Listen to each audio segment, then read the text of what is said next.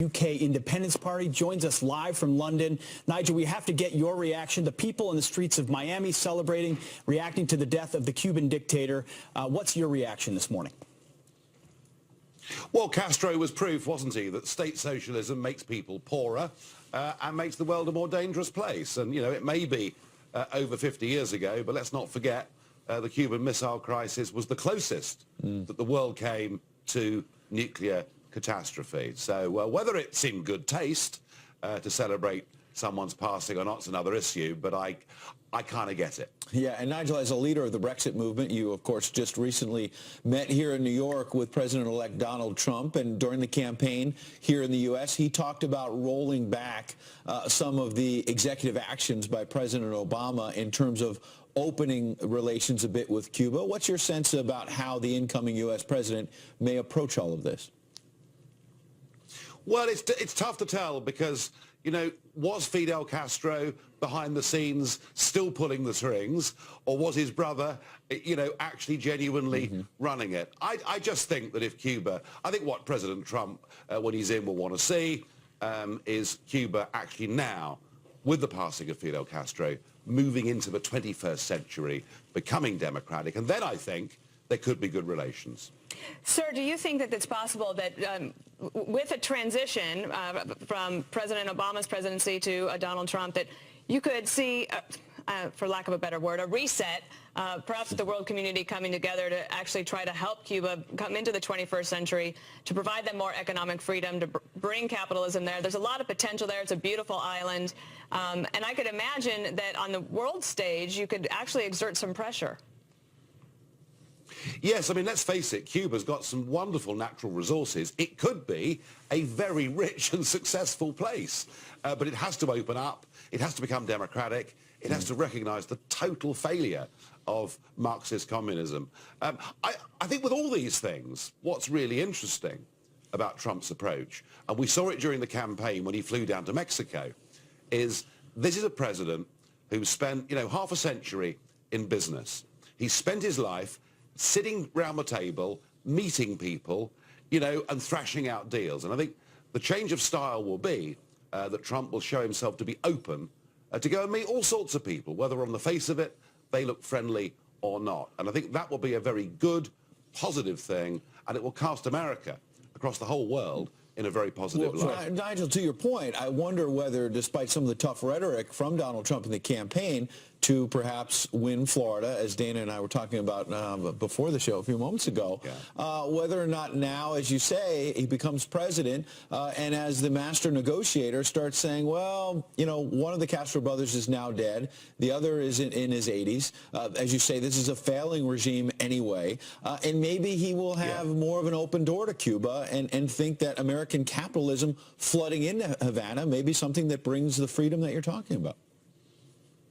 I think Trump's instincts will say absolutely all of those things. You know, he knows that the free market works, you know, provided it's not dominated by giant Wall Street banks and multinationals. But if you allow genuine flows of capital and you let people work hard and make money, it equals success. And goodness me, didn't America see that under Reagan 30 years ago? And if that happens in America, and if that message gets spread to Cuba and elsewhere, then that's good for the whole planet. One last question on that, because there has been this belief in the West that economic liberalization or economic freedom or capitalism will inevitably bring about political reform. We hoped that would happen in China when opening up there, but the Chinese regime has found a way to benefit the state and grow themselves and still have oppressed the people.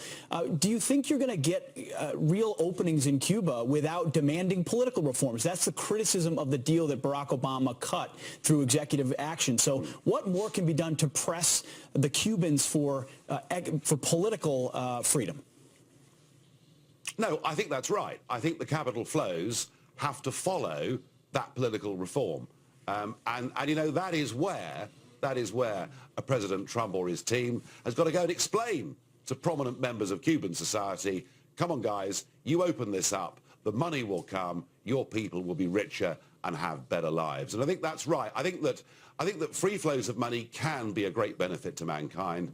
I think the problem in the West that we've got is that just so much of our politics has been dominated not by the idea of free market capitalism, but by the growth of political corporatism. The big banks and the multinationals, virtually in Europe particularly, virtually owning the entire political process. And that's what we here are trying to break down after the Brexit vote. Absolutely. And Nigel, I wonder if we can widen the lens a little bit about this Trump transition. There's been quite a bit of discussion here, particularly among conservatives in the United States over the last couple of days about who might be the Secretary of State. And I wonder, as you sit in London and think about sort of the global reaction to Donald Trump coming to power, the idea that Mitt Romney, one of his big foes, might be the Secretary of State, or will it be Rudy Giuliani, who's been a loyalist? There's a great debate there. And now we're hearing, well, maybe there might be a third way. There could be a General Petraeus or John Bolton, the former ambassador. What's your sense there, and having known Donald Trump and sat down with him just very recently, about what might be his approach in terms of the world stage? Well, of course, he has two things to do, doesn't he? On the one hand, he has to keep faith with the people that voted him in and on his commitments. But on the other, he has got a healing job to do in the Republican Party. You know, remember around about the time of the second debate in St. Louis, you know, most senior Republicans ran for the hills and left him high and dry. So he has to do a little bit of both. He's got to try and get that party back together again. My sense is that the Secretary of State role is so crucial that he needs to have somebody who will recognize that missions like Libya, that missions like Iraq actually made the world a less safe place and led to a vacuum into which ISIS leapt. So I think that to whoever he picks and whatever the view they took on those previous military interventions, he needs to get people now who recognize just knocking out dictators because you don't like them actually can make the world worse and not better. And he also needs somebody who recognizes that whatever we think of Putin as a human being, the West really needs to stop provoking Russia and start sitting around a table and having a conversation with them. Well, Mr. Farage, you talked about widening the lens, widening it even further. You know, you have the moment of Brexit, you have the moment of Trump's election, then you have the implementation, which is the difficult part. And there's plenty of roadblocks that have run into the, you know, actually leaving the EU, just like the press and others here criticizing what they call disarray in the transition. What are the techniques you see from opponents of these movements that they're using to sort of stymie progress on a Brexit or stymie progress on a President-elect Trump?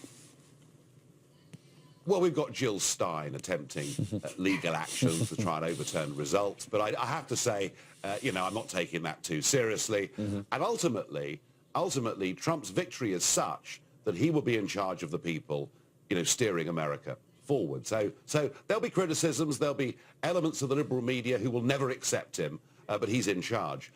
Our position here is a bit more serious in that the people spoke, but just in the last few days, we've had a former Labour Prime Minister Blair, a former Conservative Prime Minister Major, we've got the current leader of the Liberal Party in this country, all saying they want another referendum because they want to overturn the result. And I could say, well, they're just sore losers, but actually it's a bit more serious than that here. You know, we have got people in our political establishment in Britain who look disdainfully upon the view of ordinary voters. So we are going to have a much bigger battle to get Brexit in place than Donald Trump is going to have to put in place his policies. Nigel Farage, you've certainly covered the globe for us. Some tough talk for both the Castro brothers and Jill Stein. I take my hat off to cover that gamut like that.